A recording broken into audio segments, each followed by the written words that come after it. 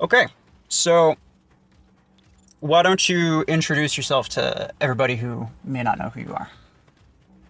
Hey guys, my name is Nihilus. I'm the leader of Purge clan. I am specifically infamous for maining tanks, and I'm a moderator in the Mech Arena Discord. What about your server? Yes, so we've got our clan server, and we run fun events on there for A coins, and we're always looking to improve and have more people in there. So the link should be in the description if you want to head down there and check it out. Nice. Some questions specifically about tanks because you're the first player ever to get Gold Futurist skin for Juggernaut, correct? Yes, so far no one has ever contradicted that claim or had a screenshot of having it earlier than me. So, and until proven otherwise, I am the first. Nice, nice. What about any of the other tanks? How many of those do you have finished? I've managed to get gold features for Aegis, but that also doesn't really count since it's one of the easier new gold futurists. And I'm very close to getting the Ares one, but I'm not really trying for it because it has some really annoying ones. Fair enough. Yeah, I don't try them either, to be fair. Okay, so I prepared about 10 questions. Why don't we start with the first one? And that would just be, why do you like tanks? What do you think their practicality is? Well, the funny story about me liking tanks is kind of an accident more than anything.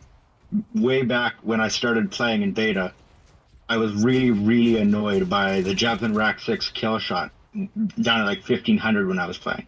So I decided needed a mech to counter them because they ran rampant. And so I decided to use the Juggernaut, which at that time had what Ares has right now with a shield that always stayed out. So I could keep that shield up and block the javelins. And then I realized as I played it more, I really liked having the ability to step around the corner and take the damage or surprise people by taking more damage than they thought. If they didn't know what I was, they might step around the corner planning to one or two shot me, but instead I'd flip around and take them out instead. And I just kind of snowballed with that over time and started leveling up more and more tanks, and here I am today with no scouts in the hangar. um, Nice. something that something that makes them different from other mechs is kind of what I touched on earlier, is lots of people don't have any tanks in their hangar. So if they step around a corner and they figure they can take you out, because lots of the time it'll be a Panther or a Guardian or something like that, and instead you've got a shield you can pop up and flip around and make them take either a lot more damage than they expected or get taken out and they didn't expect it, you can really begin to turn the tide of the battle by taking so much damage, and they have an issue to deal with your tank mech, or mechs in my case, in that manner. That is very true. That was actually one of my other questions was, do you think that it's actually practical or a good idea for people to generally run tanks in their hangar? Because like you said, not many people do, and I feel like that's mostly because not many people have to. You can always run Panther and take infinite amounts of damage so long as your barrier's up, and just the sheer amount of Mhm. damage you can pour out from something like a kill shot. You can basically one hit a tank that's relatively the same level. Yeah, yeah, exactly. And that's if you want me to answer that now, I can. I think most players, because I'm gonna assume you're free to play or pocket change spending here, because if you're gonna be spending a lot of money, you may as well just go the damage per second route because it is very, very good. But if you're trying to compete against those people, having a tank, there's many good choices. You don't have to choose a tank class specifically. To be able to drop in and hold, say, the center beacon, or hold one of your home beacons, or stall for time so your bots or teammates can capture other beacons, is a very valuable resource. Because if every mech you drop in is a one or two shot, it can sometimes be very difficult to hold ground for a long time. I see what you're saying. So it sounds like the way that you play tanks is that you use them specifically for the purpose of taking damage, and in some cases, taking damage that you can afford to lose because you can just get that, HP back in the form of a shield or something. Exactly. And because the way the game is balanced, a Panther can deal a lot of damage, but it can't really take any. So I'm willing to take, with a max Juggernaut, a couple 100,000 damage to prevent that Panther from taking that much damage, which it can barely even take half of. And then it can deal significantly more damage than I ever could. And that's the best way to play a tank is as support. And you can run tanks solo, but really working with your teammates is the best way to win with any mech. So just keep that in mind.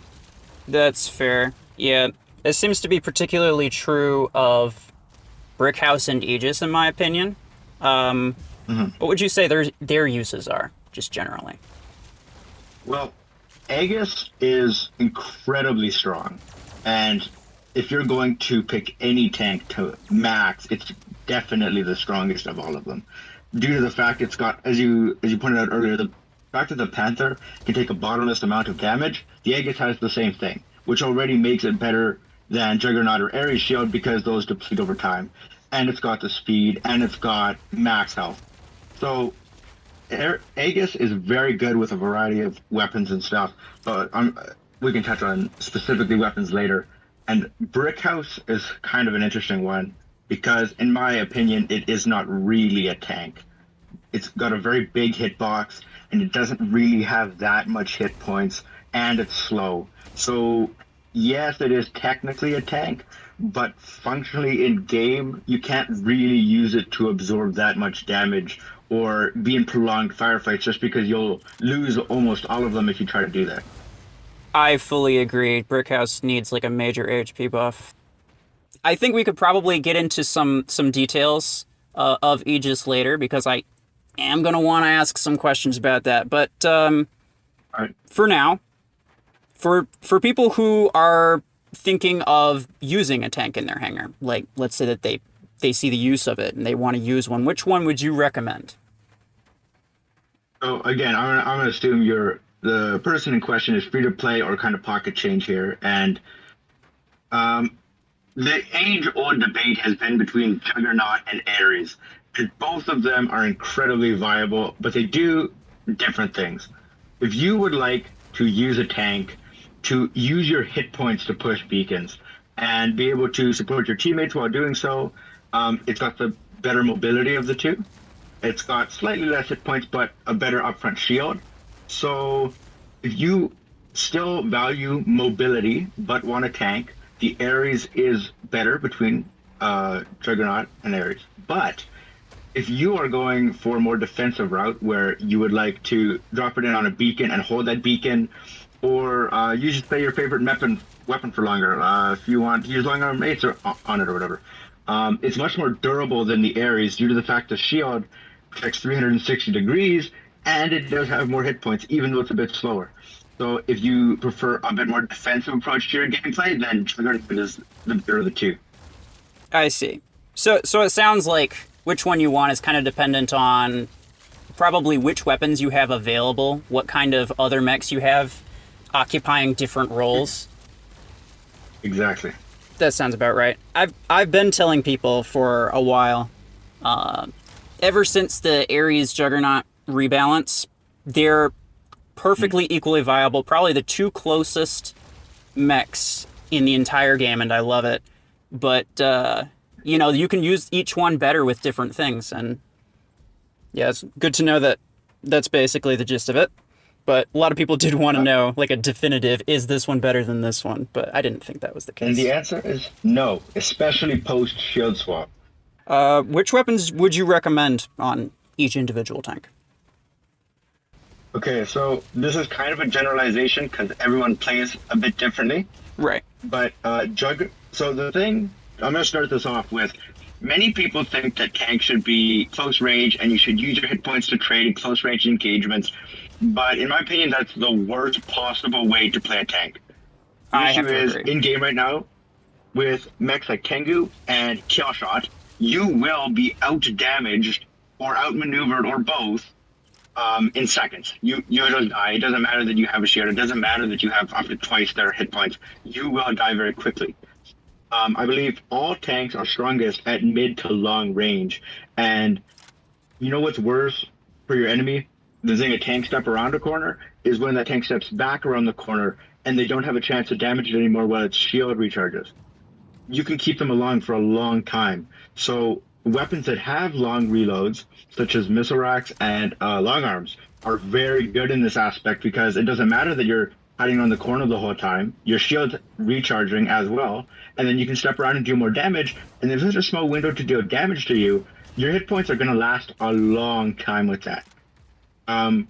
Juggernaut and Ares kind of share the same weapons they're good with. They're both really good with Arc Torrents with range implants, because then they're no longer close range. As soon as you've got your Arc Torrents at like 50 or more meters, they're a mid-range weapon. Disc Launchers, also very strong on both, although they're probably better on Ares, because with Disc Launchers you want to move around to position yourself to get splash damage out.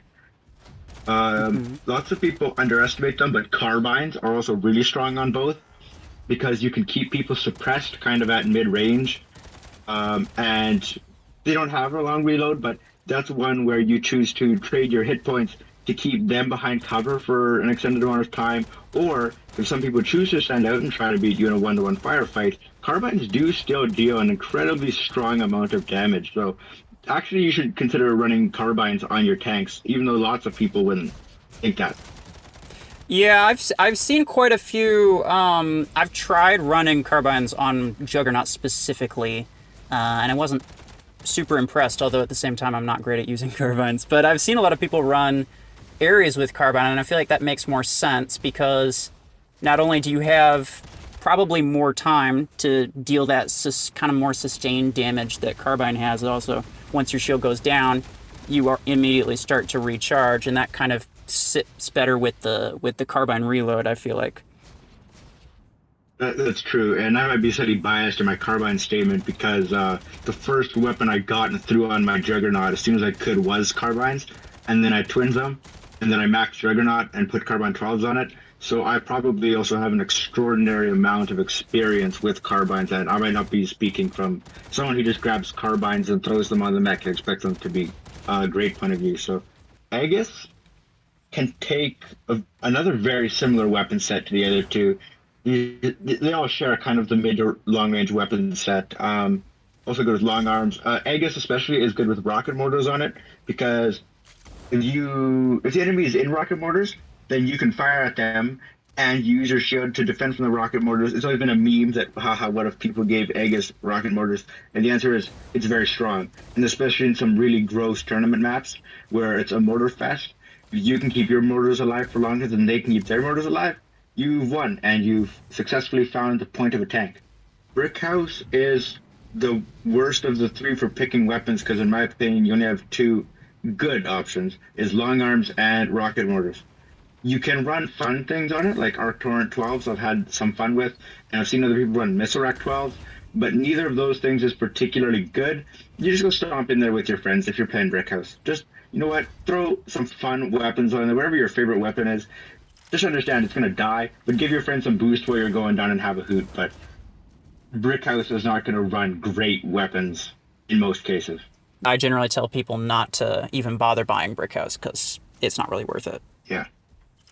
Unfortunately, I do agree. And again, here's the thing. I am a very big fan in this game of have fun. So if you have always wanted Brickhouse, then go ahead. Buy Brickhouse. Have fun with it. It is a fun mech to play as long as you can keep it alive. But if you're expecting it to be like a meta alternate stalker, it's just not. And you're not going to get the performance out of it that you want. Yeah, absolutely. In terms of probably the more common choices of like Ares, Juggernaut, would you recommend different builds depending on like what stage of the game that you are, like early, mid, late?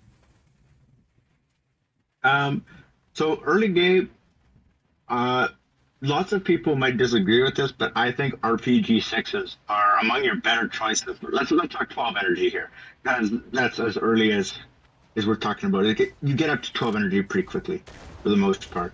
And RPG 6s deal a surprisingly high amount of damage, and you can keep them at that mid-range sweet spot. Javanrak 6s are also strong, but I also understand that they're pretty highly contested in your hangar at that level too, because lots of people would rather run their Jav 6s on kill shot, or in some cases Panther and stuff. So RPG 6 is a surprisingly solid choice. And I know a lot of people put Arc Torrents on their tanks at low level, and that'll work for a little bit, but don't invest in that for the long run, because it isn't going to pan out unless you can get some very strong reach implants and Arc Torrent 10. It just gets very expensive so quickly. Normally, I would recommend people use Arc Sixes specifically because it seems like range is pretty cheap to get in terms of Arc Torrents. So always seems like a It's better true. option. And it's a rare implant, so your chances of getting it are pretty high. Hmm. The only thing, and it's also true that at that level, relatively a tank's health is higher because other things don't have very good pilots to make a tank's health weaker. Say, you know what, Arc Torrent 6s are pretty viable on a tank early game. What about like mid late game? So mid game, when I was in mid game, and as far as I understand, it's still an issue, is contesting for the good weapons.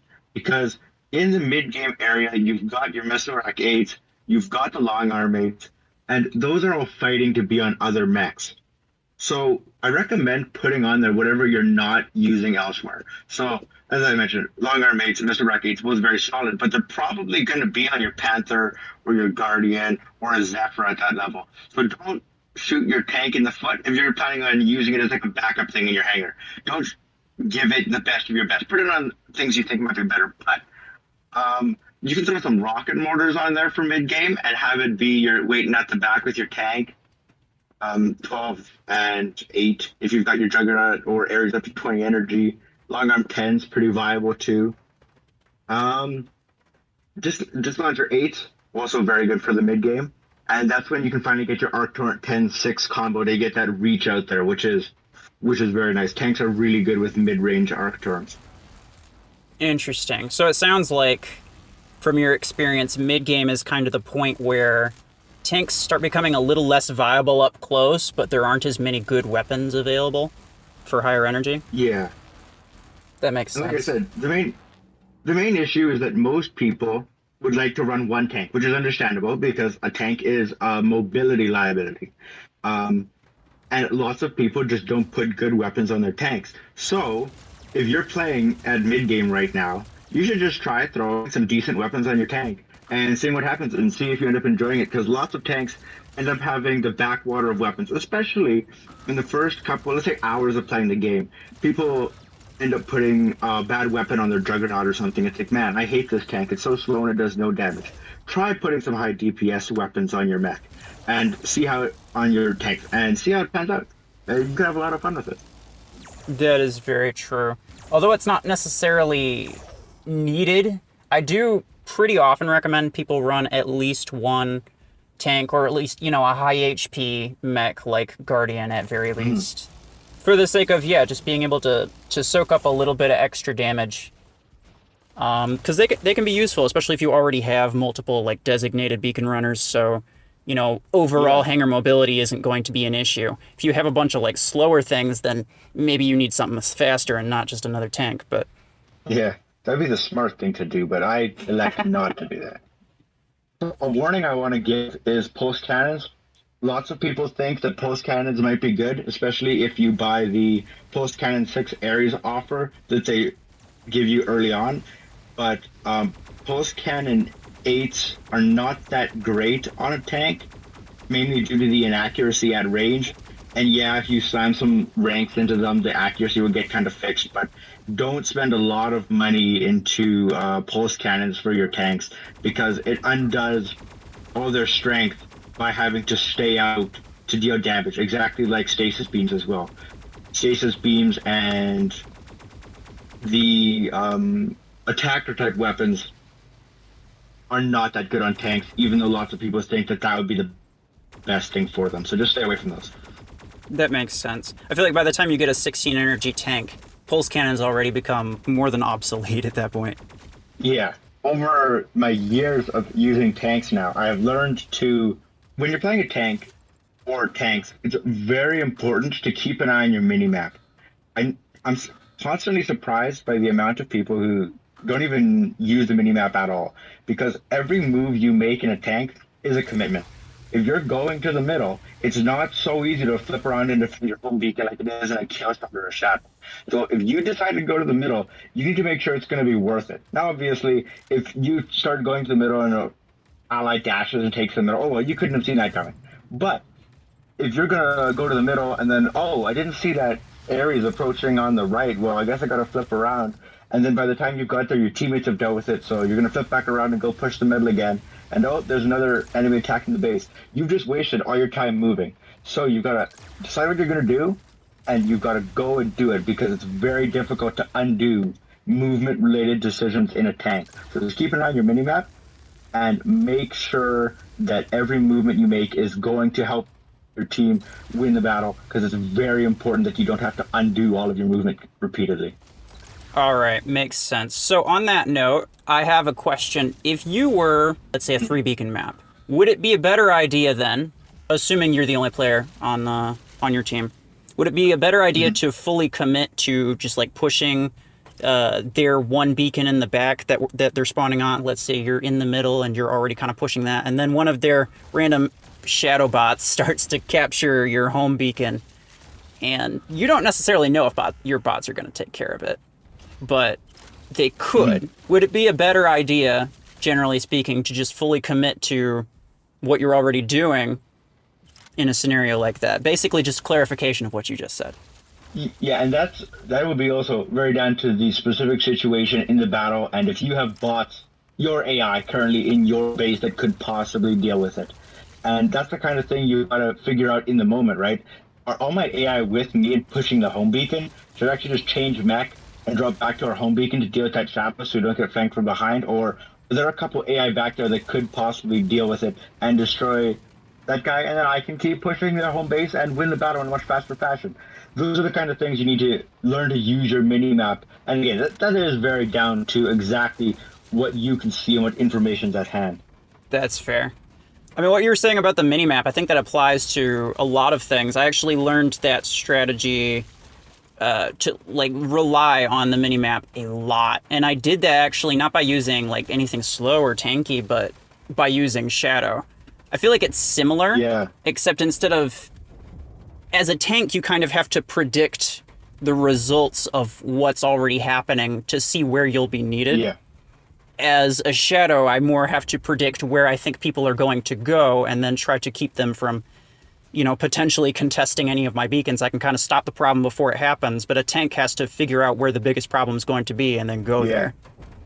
I said, so in your example, it's perfect because the tank is trying to guess essentially what the shadow is going to do.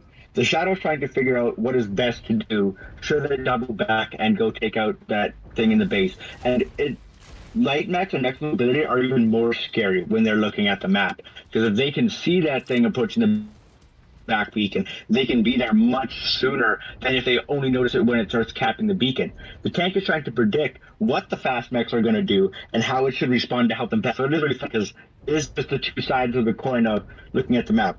That is it's a very fair point, and I don't think I've ever specifically thought of it that way in terms of a tank. So I was definitely hoping to get something out of this for myself, but also for everybody else, but something to help me try to really build up my tank skills, and I think that alone should be able to do that.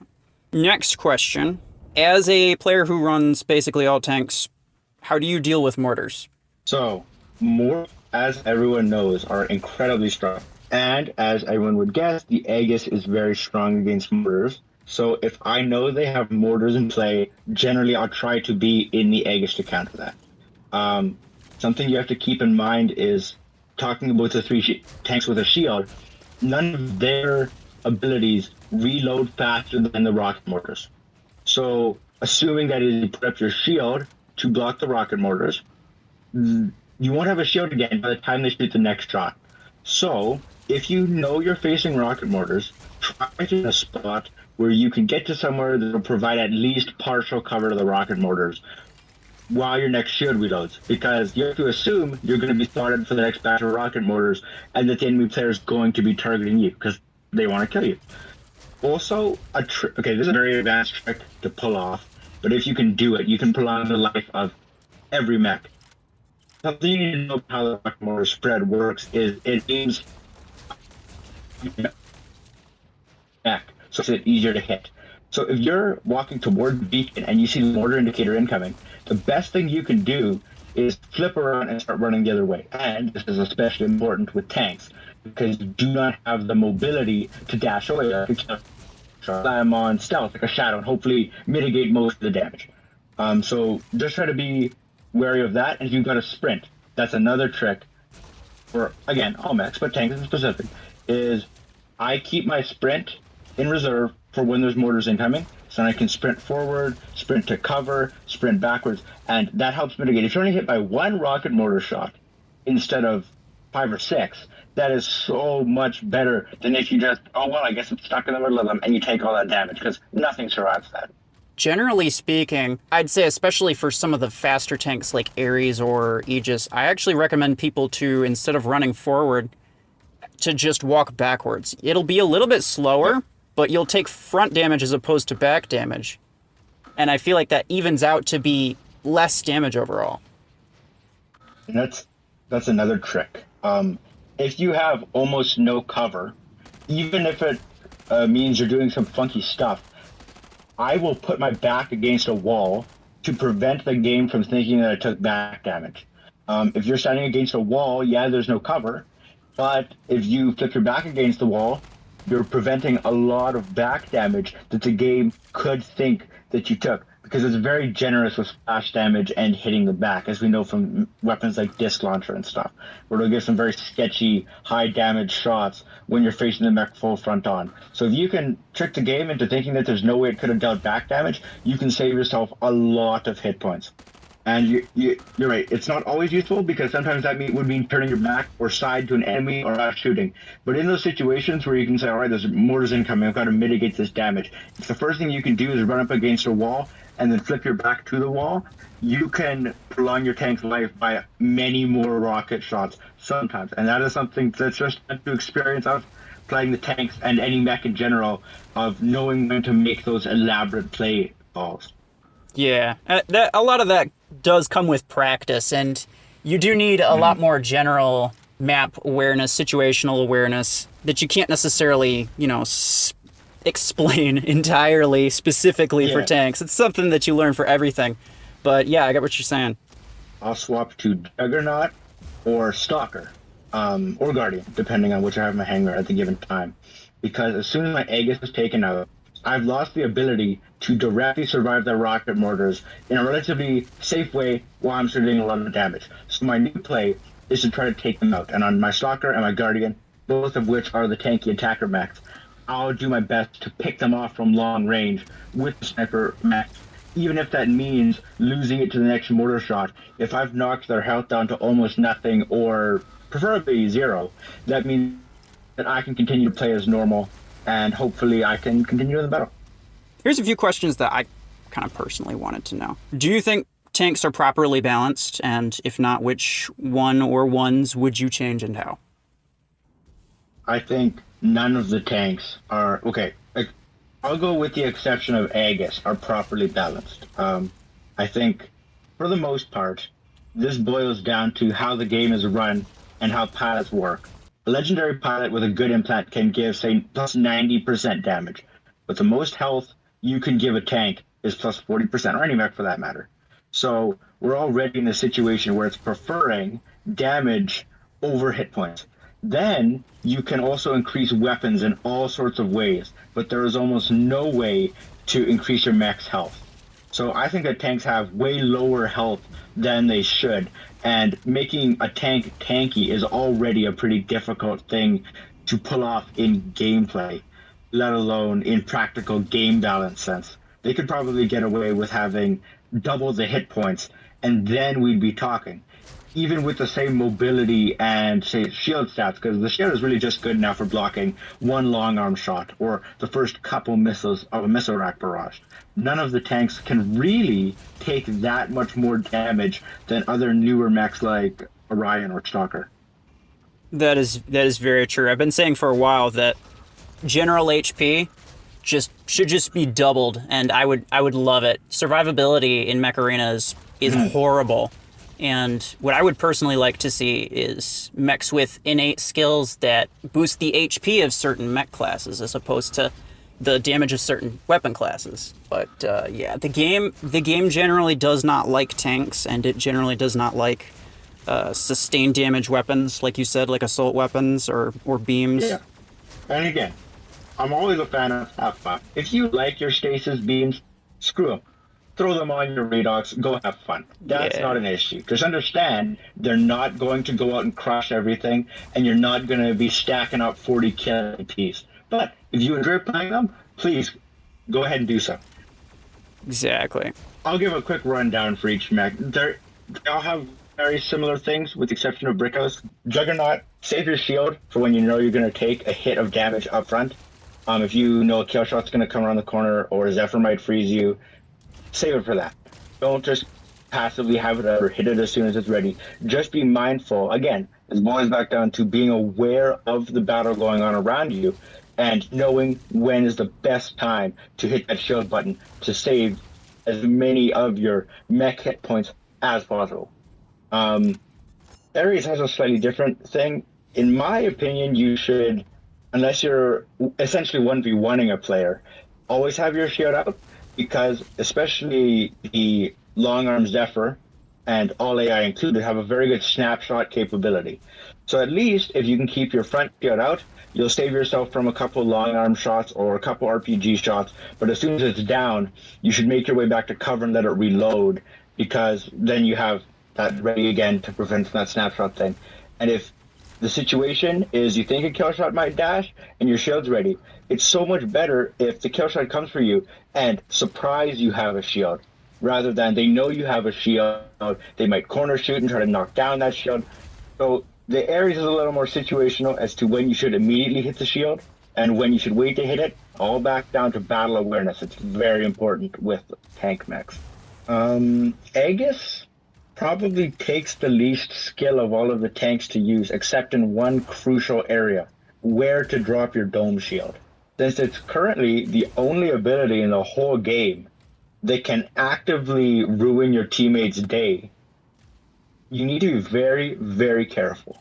If you're playing with a bunch of good friends, they probably won't mind if you accidentally block a couple of their shots with it. But if you're playing with random people, you got to be very careful that you're not dropping it on them unless there's mortars incoming, or in front of them, or blocking large lanes of fire. Because if you're putting your teammate back to save yourself, you're not going to end up winning the battle. You've got to be mindful of trying to make sure you're not putting your whole team back by where you drop your dome shield. Also keep in mind, if you look into a nearby object, like we're talking pretty close, 5 meters or less, the Aegis shield puck that it spits out will hit that and drop to the ground faster than if you launch at a large distance. So if you're facing mortars, put yourself up against some sort of wall. It doesn't matter if it's to your left, right, or even straight behind you, because then you can flip that direction, drop the shield, and have the shield up much faster than if you drop it straight in front of you and then have to run into it and things like that. Just that helps it spawn faster. Nice. That is definitely a good tip. I always thought it was weird that it takes so long for it to deploy, number one, but also number two, it doesn't even spawn on top of you. You have to walk into it. I feel kind of bad about this, because Aegis is probably like the mech that I have just the worst time with, because yeah, apparently it's the dome placement. But man, I get it in my own way so much. Yeah. And you can corner shoot, and if you don't know, corner shooting is when you stick in the corner, just stick a weapon out of it and shoot. If they can't damage you, you're dealing damage to them, because if you can drop that dome, you can not only see what you're shooting at, but you can also keep your mech safe and be damage to the enemy. So you can learn to even like do a quick step out and you get back in, and then retreat back to the shield to get some distance between you and the enemy. You can, again, keep Aegis alive for a very long time. Don't just feed your tanks to the enemy corner shoot. You just gotta play and sharpen up on when is the best time to drop the shield, where to drop the shield, should I save the shield, should I save my hit points. It is a very skill-heavy mech to play. So do you think it would be a better idea to put the dome up against a structure for the sake of being able to go through it and then back behind that thing when it drops? Or do you want both sides kind of open so that you can stick each weapon out? You're correct. That is one of my favorite plays to make with an Aegis, is to stand behind a building and then drop the shield, either just at the corner, just around the corner, and then step out around the corner, use the shield to be my functional corner, because it's, in my opinion, a lot nicer to use that, because I can walk through it, and then you can just make your retreat back to cover, and you wait for your shield or your weapons to reload and continue dish damage. So, I have noticed this, and you've probably noticed it too, particularly AI. They are very much deterred from when you drop a dome shield. If you were to drop a dome shield, most of them will not go through it. They'll kind of walk around in circles, go back and forth, and they'll do random different things because they don't want to go inside because they're not able to fire at you. Sometimes I use it for certain maps if my team's able to push because they want to go through to capture the beacon, but the enemies don't want to push us because there's a dome there. Is there any extended tactical, applications for that? I find the AI are very hit and miss as to what degree they treat it as a wall. Sometimes they'll just go charging through it, and sometimes they will keep walking as if they want to go through it and keep walking backwards into it and backwards. But you're right, I do often use it to attempt, at the very least, to say dissuade them from capturing a beacon, or the obvious use of dropping it on a beacon while we capture it so no other AI will step on the beacon and enjoy capture progress. But unfortunately, due to the inconsistency, I think they changed it a little bit from when they first launched it. They fixed the pathfinding or whatever. Yes. It's not very consistent as to what degree they treat the ability that they can walk through it. That's true. I feel like mostly the variation is with kill shots and surges because they can just dash through it, so they don't necessarily acknowledge that there is an obstruction there because they're just trying to get from point A to point B, and they don't necessarily need to do anything along the way. With other mechs as well, that is definitely true. Sometimes they'll come in and attack you. Sometimes they'll walk right through it. But other times, if you place it on top of one, it'll just spin in circles until it goes down.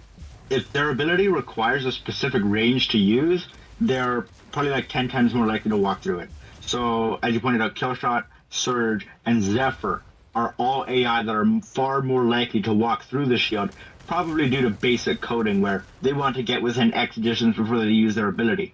Mech AI like Ares, MD, and Cheetah, which basically just hit their ability as soon as it's ready and hope it works out, won't walk through it because nothing in their coding is telling them to close the distance to the player. So you can use it as long as you are used to the AI to gate them off from certain areas. All right, so the last question from me, and this is again out of personal curiosity. What kind of new tank would you want introduced? Like, there's different kinds of like tanky abilities, except for Brickhouse, we don't mention him. But yeah, like what would you like to see in a tank?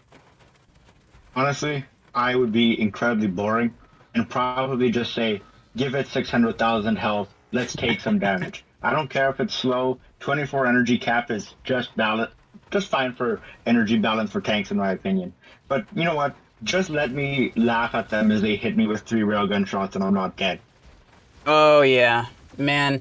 Like you said, it sounds simple, but that would just be amazing because, like we were talking about earlier, survivability in the game is very, very low. So you can't really use a tank in the traditional sense of the word as like a tank.